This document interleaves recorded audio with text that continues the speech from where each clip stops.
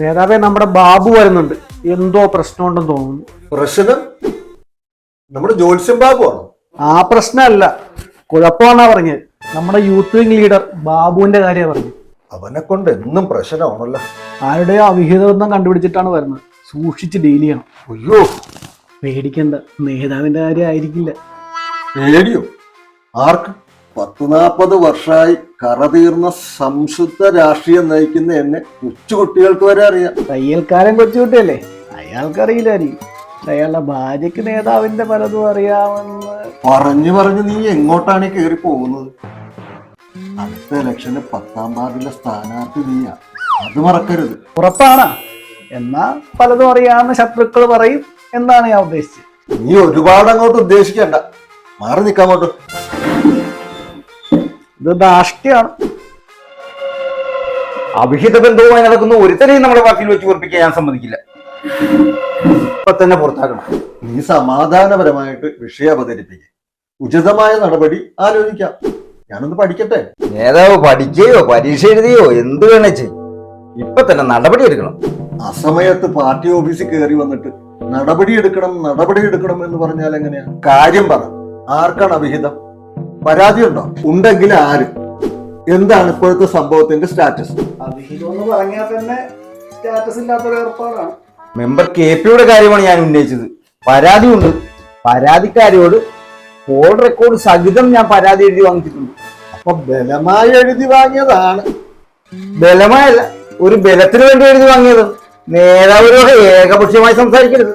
പ്രസിഡന്റിന് നേരെ കൈ ചൂണ്ടുന്നു. അച്ചടക്കമാണ് നമ്മുടെ പാർട്ടിയുടെ മുഖമുദ്ര, അറിയാലോ. ഇല്ലെങ്കിൽ അച്ചടക്കം പാർട്ടി പഠിപ്പിക്കും. എന്തായാലും പരാതി ഉയർന്ന സ്ഥിതിക്ക് KP-യോട് ഉടനെ ഇവിടെ വരാനുണ്ട്. KP ഞാൻ വിളിച്ചിട്ടുണ്ട്. ആളിപ്പേത്ത്. ഇവനേതാ?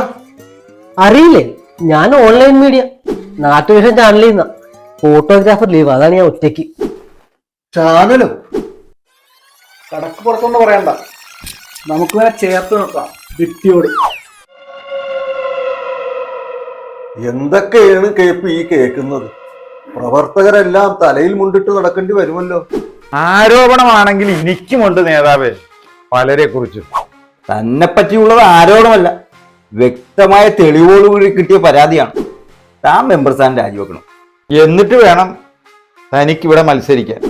പാർട്ടി നിർബന്ധിച്ച അനുസരണയുള്ള ഒരു പാർട്ടി പ്രവർത്തനം എന്ന നിലയിൽ. അപ്പൊ അതാണ് ഉദ്ദേശം. അതിനാണ് എന്നെ കരിവാരിത്തേക്കുന്നത്. അതവിടെ നിൽക്കട്ടെ.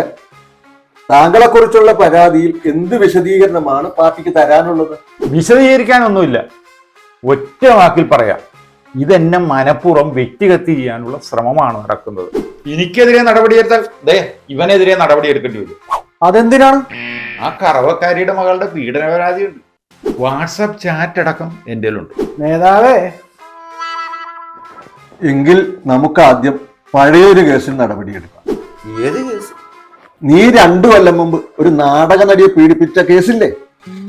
ഞാനല്ലേ ഇടപെട്ടത്? അത് തീർന്നതല്ലേ? തീർന്നിട്ടില്ല. നടപടി പിന്നത്തേക്ക് നീട്ടി വെക്കുകയത്. അതാ പറഞ്ഞത്, ആദ്യം നമുക്ക് ബാബുവിനെ പുറത്താക്കാം. പരാതിയും കൊണ്ടുവന്ന് എനിക്കിട്ട് നടപടിയോ? അതെ, നീ പറഞ്ഞത് കേട്ട് KP-ക്കെതിരെ നടപടിയെടുത്താൽ KP-യുടെ പരാതിയിൽ ഇവനെതിരെ നടപടിയെടുക്കേണ്ടി വരും.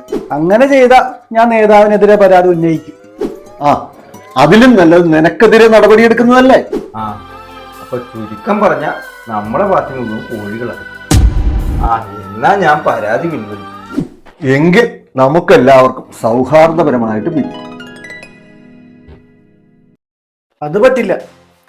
ഇവൻ പുറത്തു പോയ എല്ലാ നാട്ടിലും പാട്ടാവും. അവനെ പിടിച്ചോ, വിടരുത്.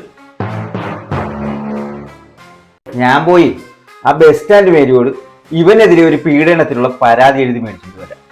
വേഗം പോയിട്ടോ, ഞാനിപ്പോ പോലീസിനെ വിളിക്കാം. ഇവന്റെയൊക്കെ ഒരു മാധ്യമ സ്വാതന്ത്ര്യം ഞാനിപ്പോ കാണിച്ചു തരാം.